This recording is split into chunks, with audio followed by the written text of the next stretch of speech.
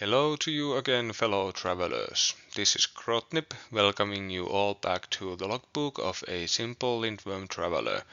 Today, we are finally able to talk about the Tundra Marauders, since I have finally gotten my Varang Scouts painted and I can finally release this analysis piece from the production purgatory, which it has been languishing in for quite some time already. So without a further ado, who are the Tundra Marauders? The Tundra Marauders are effectively Varang Scouts. They are lightly armed and highly skilled rangers and scouts whose main tasks involve infiltrating enemy territory, gathering information about weaknesses in their defenses and potential attack and retreat routes, and the opportunistic ambush and attacks on enemy supply lines and so forth. The unique tool, at least when it comes to the backstory of this unit, that they have access to are the caltrops, which are a type of light trap that they are capable of laying in their wake that is going to slow down any pursuers, and it's going to be, or they are rather going to be especially dangerous against enemy cavalry and monstrous units. And so from the backstory viewpoint, we are hoping that the Tundra Marauders that we see on the battlefield are a effective skirmisher unit with some nice crowd control effects up their sleeve. So let's see if this is actually the case. As you can see, we have a clear high resolution unit card to work with, and this is again thanks to Corvus Belli and their press kit that you can find online. First, if we take a look at the points cost of the Tundra Marauders, we see that at 30 points, these Varang warriors are neither cheap nor expensive, but of average or maybe a medium cost would be a better word here. This comes with the important caveat, however, that the Tundra Marauders are not a frontline melee infantry unit, but rather they are a skirmisher unit. So I think we do need to take this points cost with a grain of salt, since we aren't really looking at a unit that's supposed to be going toe to toe with enemy units and trying to trade damage with them from equal footing. So the 30 points in this regard is somewhat misleading. The Tundra Marauders benefit from the standard Varang movement of 4-3 with a 10 stride charge. The charge distance isn't all that important most of the time, as we are going to see, since they have some great mobility tools that make charging usually not the best option for the Tundra Marauders, but the 4-3 movement is going to be seeing a lot of use, and that's one of the trademarks of this very slippery unit. At 4 models and 2 wounds per model, the Tundra Marauders are, when it comes to their numbers and the number of wounds in the unit, a pretty standard seeming infantry unit, not especially frail and also not especially sturdy. So that's, I think, decent for a unit that's mission profile should not see them engage the toughest enemy units, at least not on equal terms anyway. When it comes to the psychological performance of the Tundra Marauders, this is one of their clear weaknesses. With a willpower of only a single orange dice and at moral value of 1, unsupported Tundra Marauders are quite likely to start fleeing once things start to go decisively against them, and they are unable to chain a number of activations together during the same round unless you are able to somehow mitigate their stress level or give them free activations via something like the Wark and the Crow, for example. The Tundra Marauders do have the availability value of 2, so there is potential for running more than one unit, and this is something that we are going to be coming back to when we are ready to deliver the final analysis on this unit. The preferred terrain rugged rule means basically two things. Firstly, the Tundra Marauders can ignore the rugged keyword when it's associated with terrain pieces. So if you have a rugged terrain piece, let's say a river or a piece of river, the Tundra Marauders can move through it without gaining the slowed state, and they can also charge through the said river terrain piece, even though usually you are not allowed to charge through rugged terrain. Also, if there is a piece of terrain that's specifically named rugged terrain, then the Tundra Marauders will ignore all the keywords associated with it. But if you are following the advice on the rulebook, the terrain piece named rugged terrain is simply rugged, so there is actually no difference in the effect. The second part of this ability is that a unit of Tundra Marauders that begins their activation adjacent to a piece of rugged terrain gains additional 2 strides to their first movement value or to their charge distance. So effectively the Tundra Marauders can utilize rugged pieces of terrain to both screen themselves from opposing troops, because they are not slowed. The Tundra Marauders, that is, are not slowed by the said piece of terrain, while their enemies will be. And what's furthermore, the Tundra Marauders themselves can actually use the said piece of terrain as an acceleration strip to get even more movement out of their activation. And as we are about to see pretty soon, they are capable of creating rugged terrain, so they have these improvised defensive positions slash starting off points or acceleration points available to them as they advance. The last keyword on the Tundra Marauders card is the signature ability Scout. The Scout ability allows the Tundra Marauders to deploy in a non-traditional way. They have two options available to them.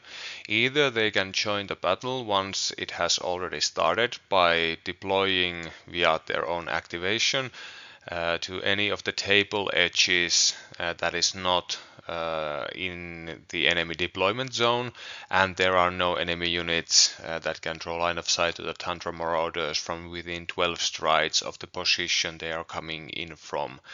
This does cost one of their short actions for that turn, or that activation rather, so they only can then do a single move action or use the Snow Leopard Tattoo, as we are going to be discussing later on.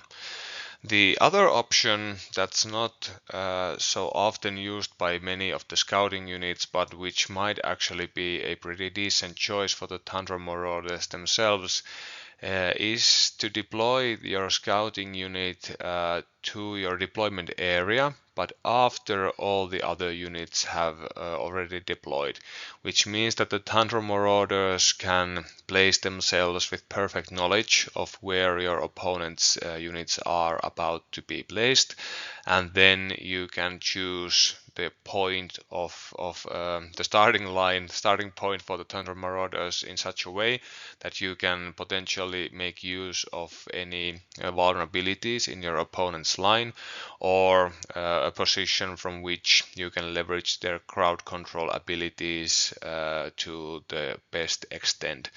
So you actually have two very compelling choices when using Scout on the Tundra Marauders. The Tundra Marauders have a standard conquest value of 1, which, despite not being great, is extremely welcome. We all do remember that the skin changers don't have any conquest value, which is somewhat problematic when playing them, but with the Tundra Marauders conquest value of 1, if you are able to add to that through abilities or perhaps a attached character, they become a credible scoring threat for many missions, even though they are still in the more lightweight category of conquest units even at that point.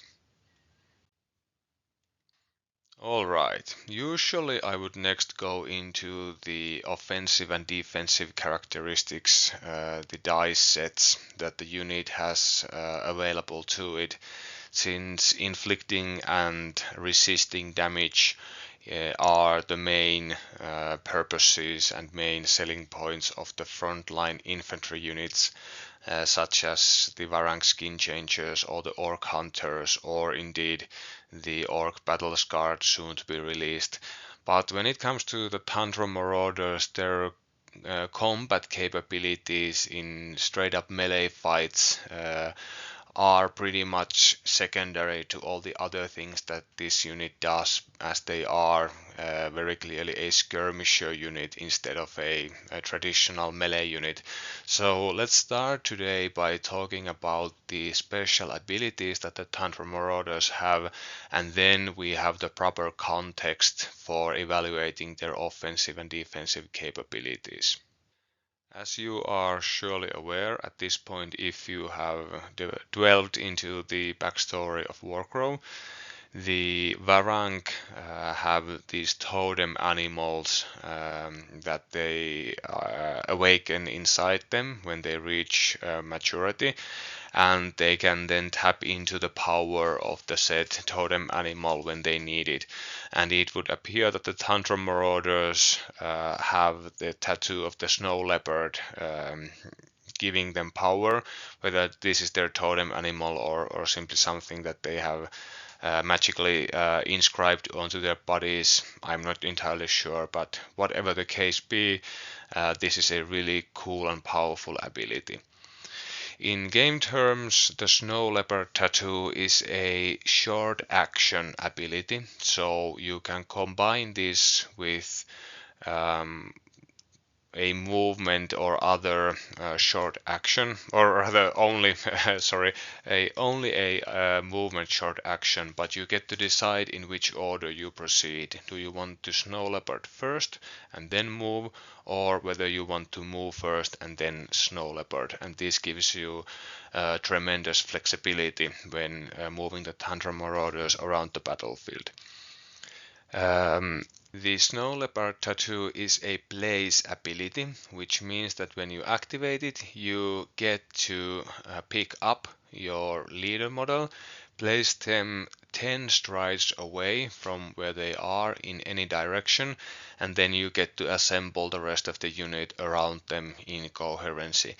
And this effectively means that the Tundra Marauders at any given instant have a 12 stride quote unquote teleport ability available to them, and they can advance that 10-12 strides depending on how you're calculating that, through enemy units, through otherwise impassable terrain.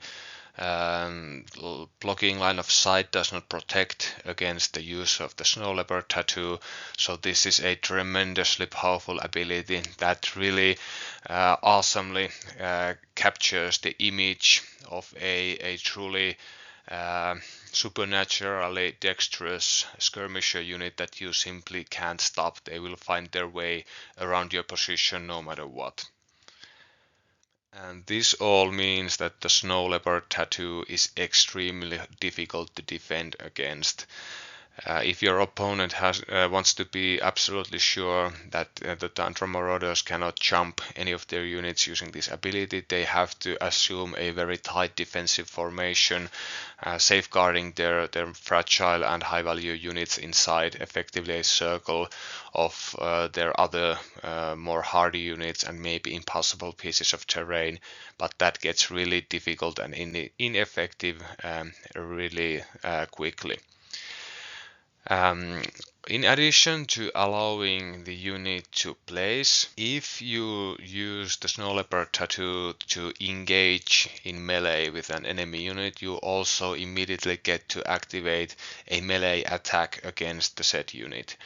Yes, you will not count as having charged, so no rerolls for you, but as we are going to be seeing, the Tundra Marauders aren't very dice roll dependent unit when it comes to dealing damage under many circumstances anyway, so this shouldn't be too much of a problem.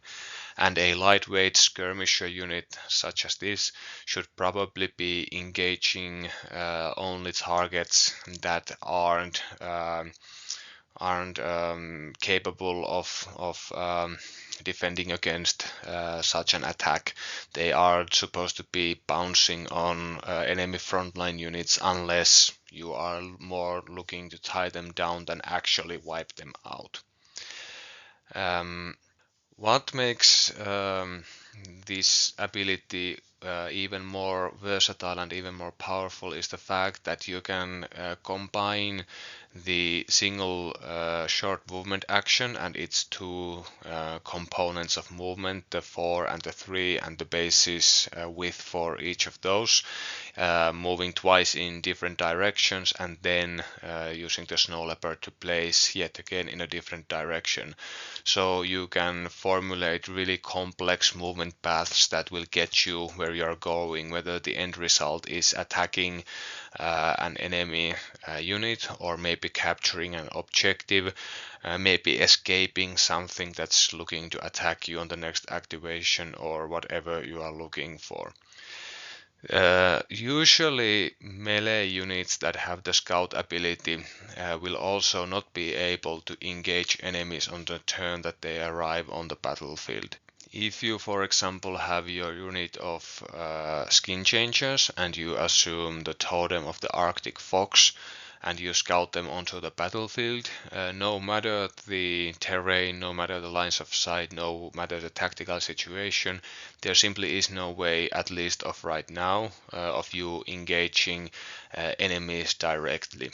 But the Tundra Marauders, thanks to the Snow Leopard Tattoo, can actually immediately engage something if you can engineer a situation where your leader model is able to use that 10 stride place to get into melee with your enemy, and you can scout into the battlefield without the said unit seeing you as you come in.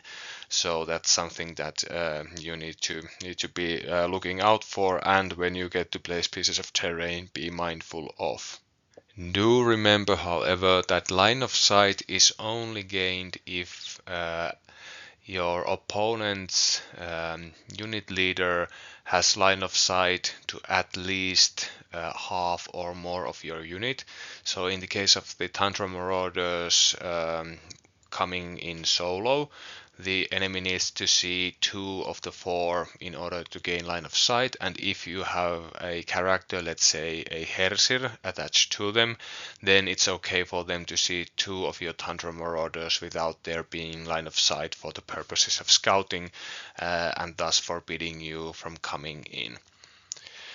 Why I earlier said that I'm starting to warm up to using the Tundra Marauders for starting from your deployment zone is the fact that if you choose to activate your Tundra Marauders early, for example, you can move first for a short action to move 4 strides, effectively 6 strides when you combine the 2 strides of your base, then again 3 plus 2 strides for your second part of your movement, and then you get to place yourself 10 plus 2 strides, so that's 23 strides of movement in a single activation, and that's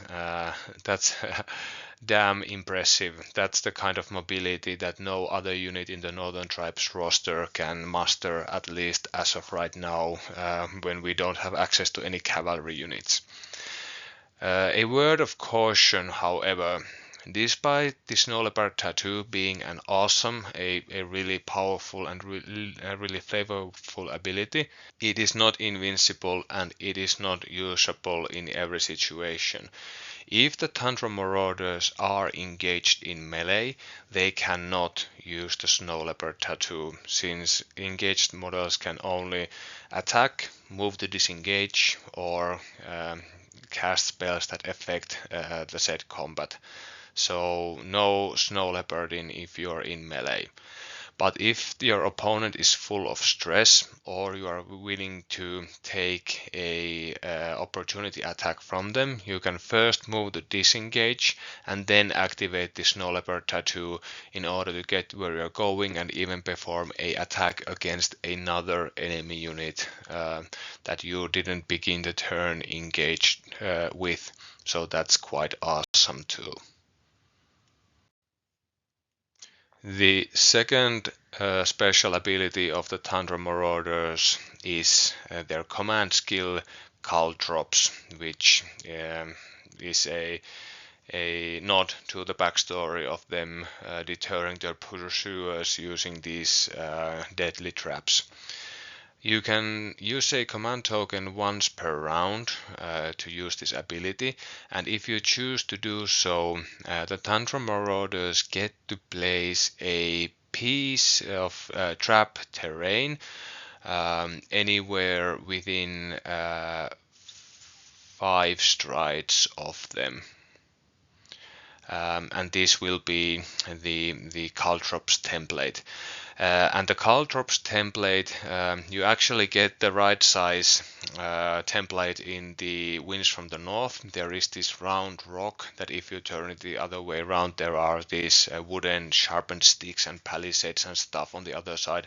That's actually the right size for the Caltrops, so you can use that for this ability, or you can obviously make your own marker as long as it's something that's easy to stand on, so it's quite playable. Mousepad terrain would work pretty great here also.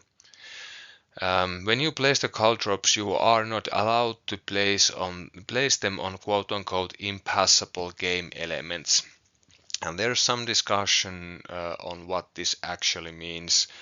It would seem that the general consensus of the time is that you can place the Caltrops on or rather under models, but not on impassable terrain.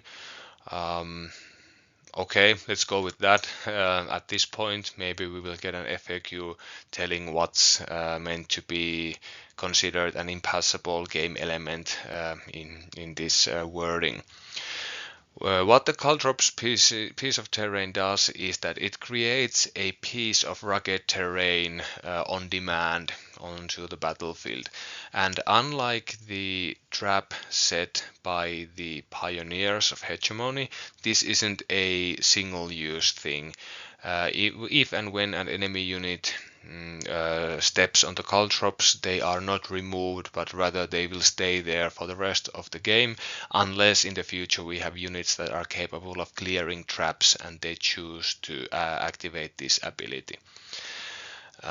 What the Caltrops give the Northern Tribes players is a really powerful crowd control tool, which we can't have enough of, I would argue.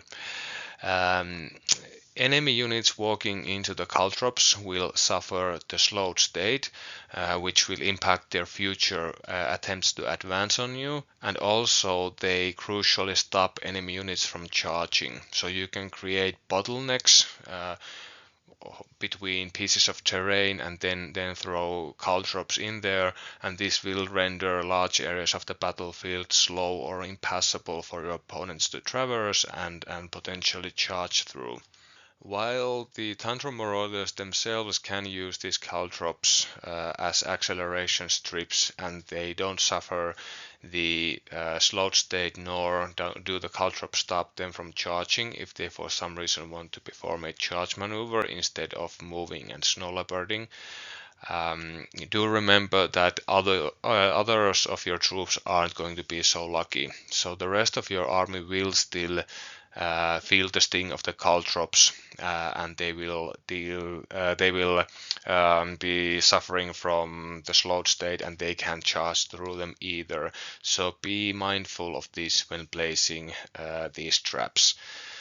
Then again, the Tundra Marauders can perform a standard simple or short action movement to move their 4, move their 3, and then Snow Leopard, and then they get to throw these caltrops. So the threat range that they can quote unquote threat range that they can achieve with these things is quite hilarious. So I think it's quite feasible for you to deploy your Tundra Marauders in your deployment area, use your first activation on them, make a short action movement, use Snow Leopard Tattoo to place forward towards your most dangerous enemy assets, and then throw caltrops in front of them immediately. This will effectively stop the enemies from attacking the Tundra Marauders straight from the front, and it may also cause delays to your opponent's movement towards objectives that they will then afterwards struggle to recover from. So this is a really powerful use for a simple 30-point unit, which is not spent at this point either, mind you.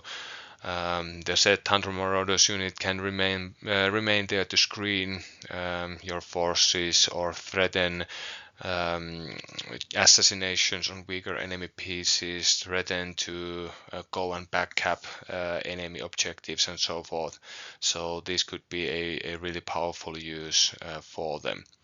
You do, however, need to bring those command tokens with other characters and units, since the Tundra Marauders themselves don't bring any. The last thing to mention about the caltrops is the fact that they are especially detrimental against enemy large units and cavalry units, so enemy models coming on bigger bases. We don't have any released so far, but once this happens, these units, in addition to suffering the standard performance penalties inflicted by the rugged terrain, they will also receive the frightened state at a point of stress if they come into contact with the caltrops at any point.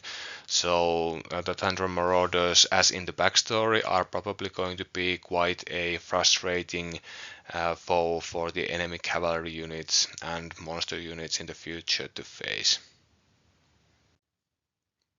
Okay, now that we have covered the special abilities of the Tundra Marauders, let's take a quick look at their combat performance.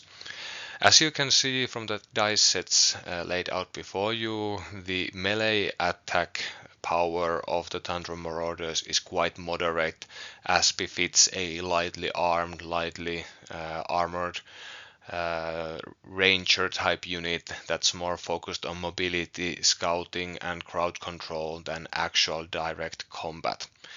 So a full strength or above half strength rather Tundra Marauder unit is going to be rolling 3 orange dice and adding a automatic success to that roll, and that should on average provide you about close to 3 successes with the maximum of 4.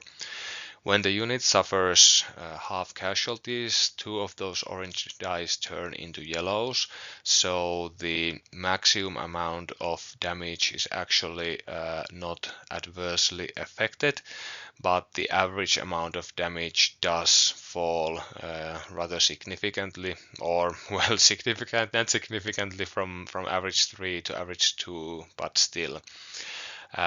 What the Tundra Marauders offensive dice sets do have built in is, however, a extremely low damage ceiling, as you can see. The orange dice can provide you with double successes no matter what, and the Tundra Marauders have absolutely no push modifiers or innate offensive switches, so they can't trigger any additional damage anyway. That's the dice you're rolling, that's the single success you're adding, and that's all you're getting. Goodbye, and let's return to the subject at another point. The interesting thing about the Tundra Marauders offensive dice makeup is the fact that the amount of solid specials that they are producing actually goes up after they suffer casualties. So if you had, let's say, a Varang officer type character that would be able to turn, let's say, double solid specials into additional effective damage, then that type of character would effectively make the Tundra Marauders maintain pretty much the same damage output at full strength and at below half strength. Winks at the camera meaningfully. So somebody like the Hersir, for example, is a great addition to the Tundra Marauders if you're looking to add more punch to the unit, since he's going to be adding to this automatic success and 3 dice his own switches and also some additional automatic hits and also the Berserker Rage ability. I will hopefully talk about the potential unit attachments to the Tundra Marauders in a Varang unit focus video shortly hereafter. As you can see from the breakdown below, the Tundra Marauders are also decently capable of producing hollow special symbols, and they also have a small chance, 12.5% per orange dice and 25% chance per yellow dice of having hollow successes. So if your unit has, or a attachment that you choose to use on them has a way of making use of these hollow successes, then there is that. But all in all, we are looking at a very moderate average damage, extremely moderate maximum damage skirmishing unit that should focus its attention on assassinating weak enemy pieces or tying down stronger ones rather than going headfirst into the strongest enemy unit available. The defensive capabilities of the Tundra Marauders also reflect their skirmisher nature, and this actually means that they are rather okay at full strength. I would even classify them as good defense unit for a Northern Tribes unit. And if in our books a single blue dice, a single black dice, and an automatic block is good, so then you know that the Northern Tribes defense isn't all that great usually. The drop in expected blocks is not that bad when the Tundra Marauders fall to half strength or below, as especially the maximum amount of blocks remains the same. You just swap that single automatic block to a black dice that has a 25% chance of providing you with a block. So it's an impairment of performance, but it's not the end of the world. The Tundra Marauders also interestingly have a defensive switch available to them, which at full strength works on a single solid special, and at less than half strength works with 2 solid specials. But thanks to the fact that the black dice are so adept at providing those solid specials and the blue dice also bring them quite often, means that this should be a rather reliable switch to trigger. Well, what do you get for triggering this switch then? It gives you effectively a single displays of 3 strides, since there is a caveat there that you must be engaged in order to make use of this ability. Why this is rather cool and important is the fact that, as already mentioned previously, you cannot Snow Leopard tattoo if you are in melee already. So the Tundra Marauders can use this displays ability to remove themselves from melee and thus freeing themselves, if they are able to activate next, to use the blaze ability of the Snow Leopard Tattoo and then perform the attack after if that comes up. What this also means is that a Tundra Marauders unit using this displace ability effectively cannot be pushed back. since you can choose to place your unit in such a way that it's no longer in melee combat, and thus your opponent is unable to push. Yes, you will still suffer the stress from having lost the combat, but you can reposition yourself in such a way that you will still hopefully be in contention for an objective, and you can move with an eye on the next activation and the potential Snow Leopard Tattoo that's coming up. The Tundra Marauders defensive dice makeup also provides the possibility for some hollow symbols. There are actually more hollow symbols again in the half strength and below performance profile than on the main profile, but so far we haven't seen too many character attachments that make use of these, so this isn't anything big and worthwhile to discuss at this point. And this all leads us pretty nicely to the final analysis. All in all, I would argue that the Tundra Marauders seem like a fantastic skirmisher unit. They feel and play like I would imagine a skirmisher unit should. They do have teeth on them, but they aren't a frontline unit, and there are plenty of awesome tricks that you can play on your opponent using them to frustrate your opponent, drain their resources, and cause way more damage, more asymmetric or a rather asymmetric effect against your opponent for what the Tundra Marauders are costing you. The Northern Tribes roster, especially the Orcish units that should, at least as of right now, provide the mainstay of the melee combat power, and also many of the utility roles that we are seeing fulfilled at the moment, are rather slow and predictable in their movements, and many of them lack proper and reliable crowd control effects. And the Tundra Marauders can bring all of these things in spades. So they are not a mainstay unit of a force, but they are an excellent complementary unit that will act as an enabler for your other units and also hinder your opponent soft or even in some situations hard countering some of the things that your opponent might be looking to do. The cost of a single unit of Tundra Marauders is rather bearable, but this comes with the caveat that the unit is extremely limited in its combat performance when it comes to straight up melee fighting. You can attach a character such as, for example, the Loaded Hersir to the unit to gain some extremely good, decent, if not downright powerful performance out of them in melee, and also increasing their psychological resilience and giving them more activations per turn. But at this point you are paying almost double for the unit that you're getting.